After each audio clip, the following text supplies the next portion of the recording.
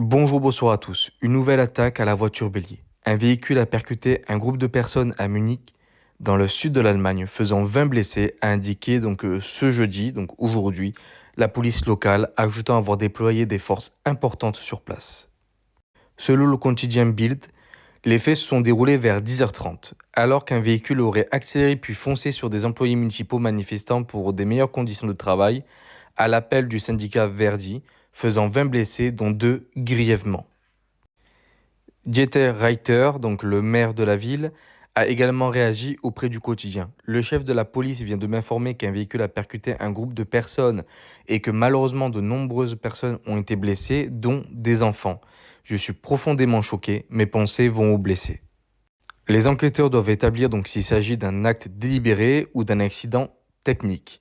À noter que le conducteur aurait été arrêté d'après la police locale après que des coups de feu ont été tirés.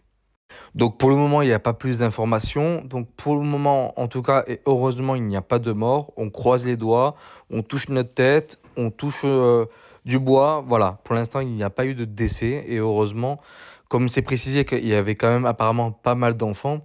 Mais si c'était pas un acte délibéré, pourquoi la personne a foncé directement sur une foule? Elle aurait pu foncer dans un mur ou autre.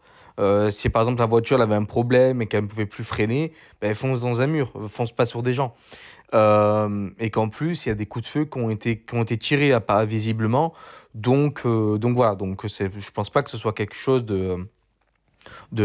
qui a été fait involontairement. Pour moi, ça a été, en tout cas, d'après les éléments qui disent, de ce qu'ils disent, c'était volontaire.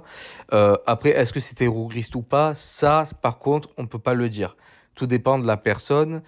Déjà, si elle est radicalisée, si on sait qu'elle est proche ou pas de certaines personnes, etc. Donc ça, on le verra par la suite. Mais en tout cas, encore une fois, parce qu'en ce moment, ça arrive très très souvent en Allemagne, courage aux Allemands, courage aux blessés, courage aux familles. Et n'hésitez pas à commenter, liker, partager, à vous abonner. Je vous remercie et à bientôt.